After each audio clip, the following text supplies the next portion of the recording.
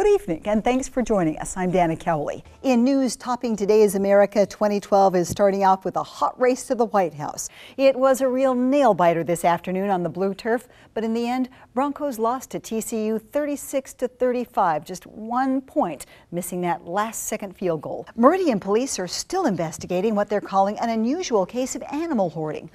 A major development from McDonald's in today's health. It's dumping one of the companies that puts the egg in the Egg McMuffin. This following an undercover investigation by ABC's Brian Ross. Holiday parties are going to be in full swing tonight. It's New Year's Eve. For many people in the Treasure Valley and for those who are hosting parties in their homes, well, the police want to remind you that there is a social host law. Next on Northwest News Today, presidential pit stop. When and why the commander-in-chief plans to visit Northwest City. Then, Northwest wildfires force families to flee from their homes as crews battle to keep flames at bay. And you don't just burn calories at this gym, you can also catch up on your sleep. Sign me up for that one. We'll tell you about the new napping fitness craze. Thanks for joining us this Wednesday, August 31st. I'm Dana Cowley, and your news starts now. This is NWCN, Northwest News and weather 24 hours a day. Now, Northwest News Today. The Northwest gears up for another stop from President Obama. The White House announced today the president will stop in Seattle on Sunday, September 25th.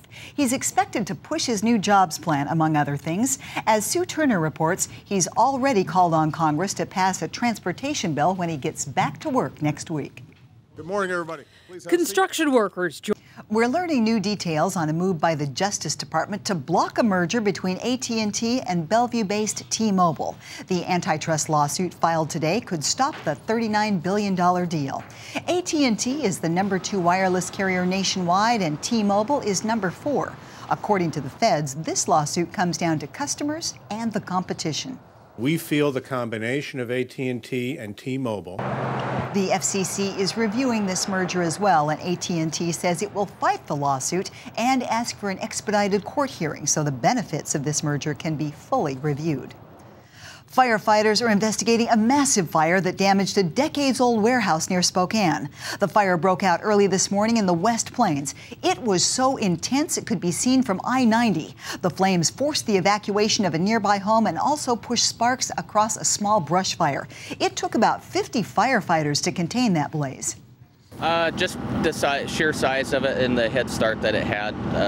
But you know, we can't change those things. We can just overcome them. That warehouse used to contain a business that made custom staircases. Now to the wildfires burning around the Northwest. Tens of thousands of acres have already burned this fire season in Idaho, Oregon, and Washington. There are 4 major fires we're tracking right now. The 6,000-acre Belle Plaine fire near Pomeroy, Washington is almost contained. But the 1,800-acre fire near Omak still has 40 homes under evacuation notice.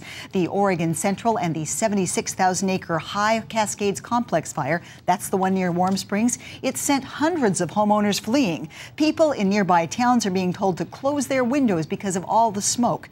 And another big battle is the Dollar Fire that's burning on Oregon's Mount Hood. As News Channel 8's Colette Wieland reports, firefighters are hoping to gain some ground there today. More than 1,600 acres have burned here so far, and it is... A cloud of uncertainty hangs over the start of the school year in Tacoma, Washington. Classes are supposed to begin tomorrow, but teachers are still negotiating with the district. Their contract expires today. Thousands of teachers are scheduled to meet today to review their options. They could vote to go on strike, they could work without a contract, or approve a new one. Some of the key sticking points include salary and class size.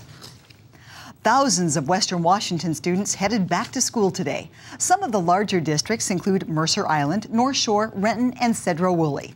Seattle public schools don't start until a week from today. That's on September 7th. Portland public schools start Tuesday, September 6th, and so do most of Spokane's public schools. The Boise schools got a head start. Classes began there last week on August 24th. Well, if you see those flashing lights or a yellow school zone sign, just slow down and get off the phone. Police in Vancouver, Washington are making sure the start of the school year is a safe one for the students. Throughout the Evergreen School District, officers are cracking down on speeders, cell phone talkers, and texters. Sending your kids back to school can leave you with an empty wallet, and ouch, that hurts. Right now on NWCN.com, how some parents are helping to cover their costs. Also on our website, a coffee shop in Spokane stirs up controversy with their punch cards. And find out where nearly naked shoppers lined up for some free clothes. That's all on NorthwestCableNews.com. A flood of problems continues in the wake of Hurricane Irene. Coming up, the damage that's caused towns to be cut off. This is the biggest manhunt in eastern Oregon's history. Officers from 3 states, Washington, Oregon, and Idaho, are combing the Milton-Freewater area searching for this man, 48-year-old George Cragen. They say he's armed, dangerous, and on the loose. Cragen is a suspect in the murder of his neighbor, 58-year-old Rob Carter. I spoke to the victim's daughter, who is afraid that Cragen is trying to kill her, too. My father was killed because he was protecting his family, the very thing that he lived and breathed for. That's why my father was killed by a coward. My dad told him, you're not going to threaten my family and you're not going to do anything to hurt him. And so my dad died protecting me, being the hero. Cragen has a criminal history spanning 25 years, including child rape and giving kids drugs. He's also accused of assaulting a woman in Hawaii back in 2000 and taking her 15-year-old daughter, Jennifer. He moved her all over the western United States and fathered her child. They were living in Milton-Freewater when Rob Carter, the murder victim in his family, helped Jennifer and her child escape. Controlling and very verbally abusive and physically abusive to me. Jennifer and her daughter moved to Boise in April, where they were reunited with her father and uncle. Cragen was arrested then, and he's been in an Oregon jail for months on several gun charges.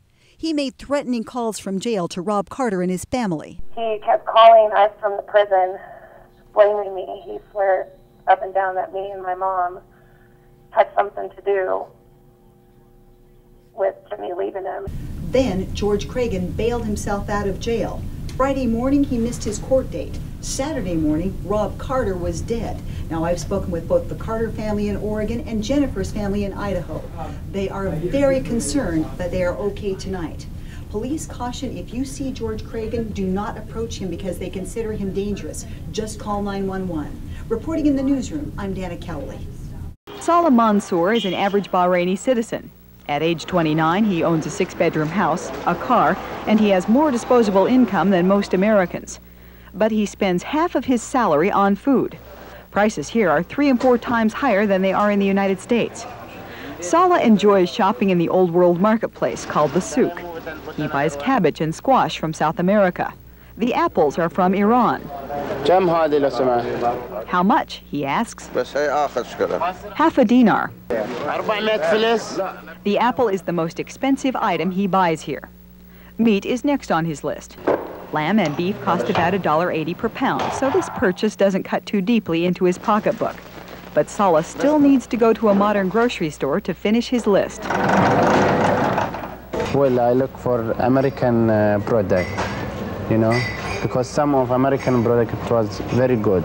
In the produce section, he finds a better apple. When I usually go to supermarket, you know, when I look the Washington, Washington product, I like to buy some of these, you know. My favorite is yellow apples, you know. Usually I take half of the yellow apples and half of red apples. And Washington apple exporters can take the profits back to Yakima as they continue to ship goods to the Gulf. So while we were in Beijing, we took a bit of a risk. Posing as tourists, we took our camera inside a government-operated gun club. This is the China North International Shooting Range in Beijing. It's a private gun club operated by the Chinese military, but the public is allowed to practice shoot on the target range. Once inside the security gates, look at the selection of weapons you can fire. There is a formidable arsenal here.